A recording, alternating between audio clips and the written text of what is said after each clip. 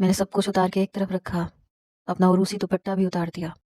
پہلے تو میں پھوٹ پھوٹ کر اپنی قسمت کو روئی، کیونکہ شریعت میں، اسلام میں ایسا کہیں نہیں لکھا کہ ایک لڑکی کی شادی کلام پاک سے کر دی جائے، لیکن میرا نکاح قرآن پاک سے کیا گیا تھا۔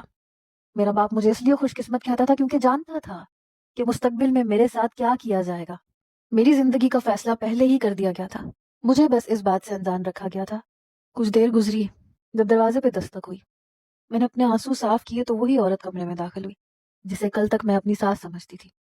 وہ اس گھر کی بڑی بہو تھی اور وہ لڑکا اسی کا بیٹا تھا، لیکن میں اس کی بہو نہیں تھی، نہ وہ نوجوان میرے نصیب میں تھا۔ وہ عورت جب اندر داخل ہوئی تو اس کے ہاتھ میں ایک سفید رنگ کا لباس تھا، جیسا کہ بیوہ عورتوں کو پہنایا جاتا ہے۔ مجھ سے کہنے لگی، یہ لو، اسے پہن لو۔ پھر ایک کتاب میرے حوالے کر دی، کہنے لگی، اس میں وہ سب کچھ لکھا ہے جو تم نے ساری زندگی پڑھنا ہے۔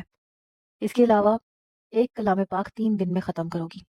اس میں نوافل اور وظائف بھی لکھے ہیں، یہ سب بھی تمہیں کرنے پڑیں گے، کیونکہ تم اب پاک بی بی بن کر ساری زندگی گزارو گی۔ یہاں گاؤں میں پاک بی بی کی بہت عزت کی جاتی ہے، کوئی بھی مرد اسے آنکھ اٹھا کر نہیں دیکھتا، وہ نیک ہوتی ہے، اور تم خوش نصیب ہو کہ تمہیں اس کام کے لیے چنا گیا ہے۔ میں نے کہا، ہمارے اسلام میں ایسا کچھ نہیں ہے، ایسا نہیں ہوتا ہے، ایسا کہیں نہیں لکھا، یہ ظلم ہے۔ میں نے ہلکا سا احتجاج کیا تو اس نے میرے منہ پہ ہاتھ رکھ دیا، کہنے لگی، یہیں چپ ہو جاؤ۔ تمہاری آواز اگر اس کمرے سے باہر گئی اور کسی نے تمہاری یہ بات سن لی تو تمہیں نہیں پتا کہ تمہارے ساتھ کیا کیا جائے گا۔ تم یہاں کے مردوں سے واقف نہیں ہو۔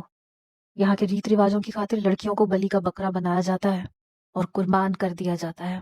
یہاں کی عورتیں بس مرد کے حکم کی غلام ہیں، جو فیصلہ مرد ان کے لیے کرتے ہیں وہ اس کے خلاف نہیں چل سکتی۔ تم یہ سفید جوڑا پہن لو اور آج سے ہی اپنے وظائف شروع کر دو۔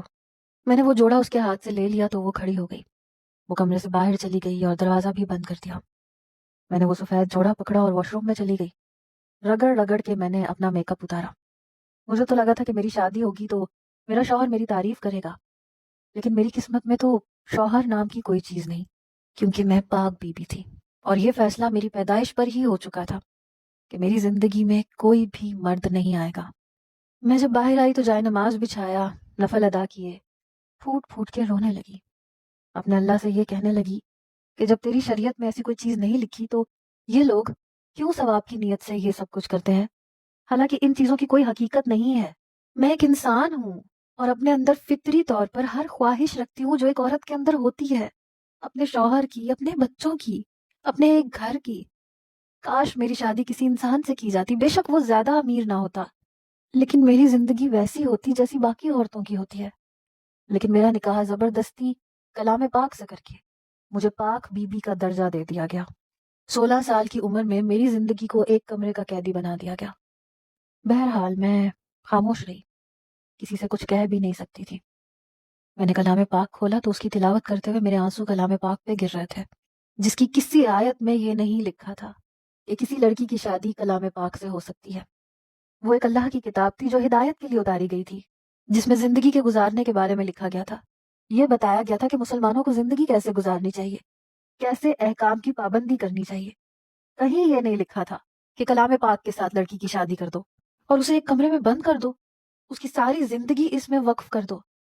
کتنا بڑا ظلم تھا، کتنی بڑی زیادتی تھی جو دین اور اسلام کے نام پر کی جا رہی تھی، اور کوئی پوچھنے والا تک نہیں تھا۔ مجھے نہ نماز پہ اعتراض تھا، نہ کلام پاک کی تلاوت پر، کیونکہ میں مسلمان تھی۔ ان باتوں سے انکار کیوں کرتی؟ مجھے اپنے رب سے کوئی شکوہ نہیں تھا، کیونکہ میرے رب نے ایسا کوئی حکم دیا ہی نہیں تھا۔ بہرحال میں یہ سب کرنے پر مجبور تھی۔ میں کلام پاک پڑھتی تو روتی رہتی، نماز پڑھتی تو روتی رہتی۔ 3 دن میں میں نے ایک کلام پاک ختم کر لیا۔ وہ عورت میرے پاس کھانا لے کے آتی تھی، مجھ سے پوچھتی تھی کہ کیا میں نے وظائف کر لیے۔ میں بالکل سادہ رہتی تھی، میرے کمرے میں کوئی شیشہ نہیں لگا ہوا تھا کہ میں اپنا چہرہ بھی دیکھ سکوں۔ مسلسل 3 سال میرے یوں ہی گزر گئے۔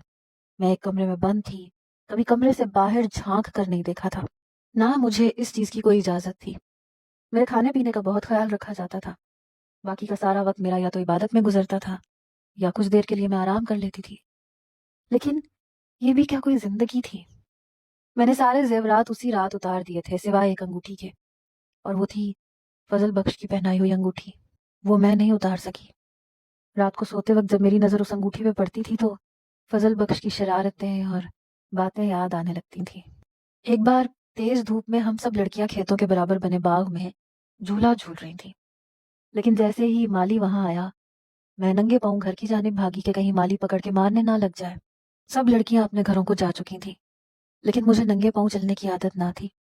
सुर्ख ईंटों पर जब मैं पांव रखती तो तपती ईंटें मेरे पैरों को झुलसाने लगती थी। मैं रोने लगती। उसी वक्त मुझे फजल बख्श नजर आया, जो शायद अपने बाप के साथ खेतों में काम कर रहा था। मुझे रोता देख के मेरे पास आ गया। कहने लगा,